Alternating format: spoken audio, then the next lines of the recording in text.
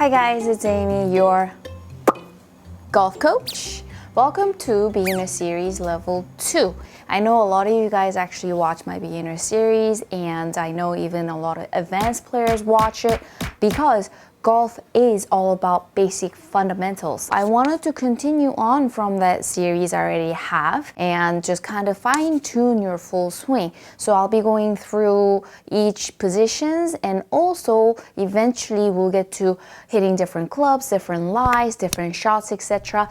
But today we'll start with the takeaway. Oh, and don't mind the chroma key here.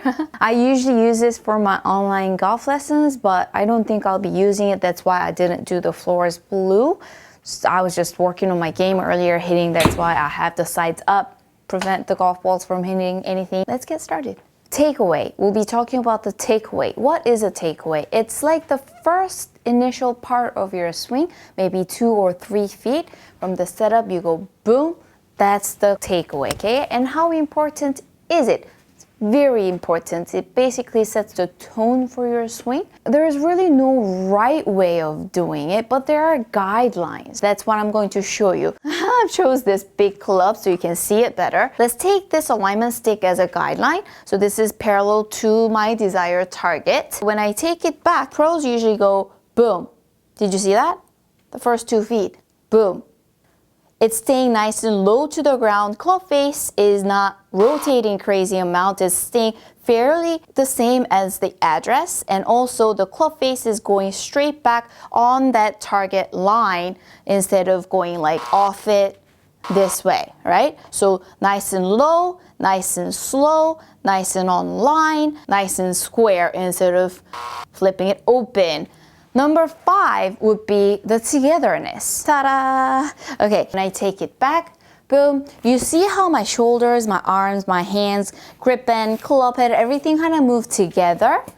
So we call that the one-piece takeaway. We like that. When you do it correctly, I would say you're in sync, synchronized, or you're moving together in one piece. Most common mistakes I see the amateur golfers make would be this one.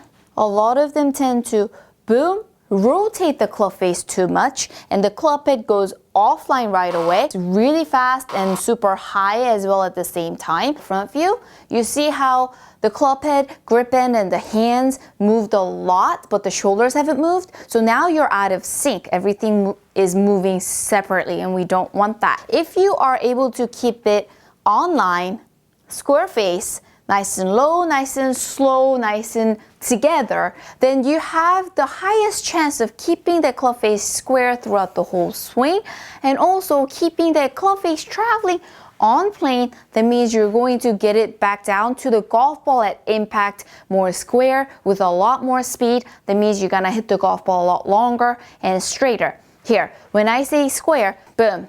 You're setting up to the golf ball. If the club face is perpendicular to the target, we call that square. That's how you set up to the golf ball, right? Here, this is square. At the top, 45 degrees angle is square. So we have these positions throughout the whole swing, what we consider as square. So keeping the face square throughout the whole swing is very important. Once it gets offline like this, now it's fanned open, your body is very smart. It's gonna try and improvise and hit it fat, thin. If you don't improvise fast enough, you're going to shank it, which is a terrible, terrible shot you don't want to know about.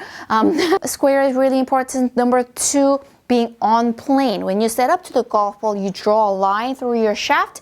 That's the plane we usually refer to. We like to keep the club head moving on that plane as much as possible, up to like halfway here, right? Boom. You don't want to get under it, especially. There are a lot of tour players that tend to get above it a little bit, but never under, because once it goes under, you barely have control over that club face. So we don't want to get under the plane. We just like to stay somewhere close to the plane if we can. Those were just kind of terminologies I wanted to throw in there because some of you guys need guidance in that. You want to check those 5 things in your takeaway. If you do this correctly, the rest of the swing is a lot easier to control because you're square, you're online, your speed is great, and you're turning in sync. But once you get this rotation going, now Watch, if you turn too much this way and then your body turns correctly, now the club face is way behind you. There is no coming back after that, guys.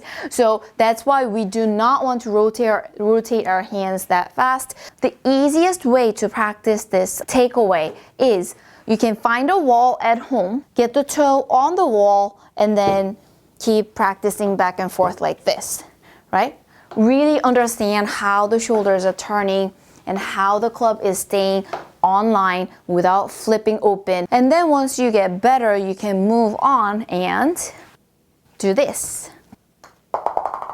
And then hit little chip shots. So since it's in your path, if you go flipping, you will miss the golf ball, or if you go out, you'll miss the golf ball. Really try and keep that face low, square, and online.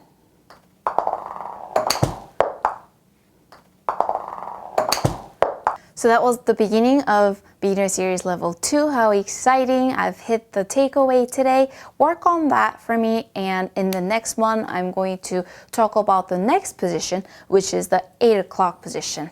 Thanks for watching. Happy golfing, and see you in the next one. Mwah.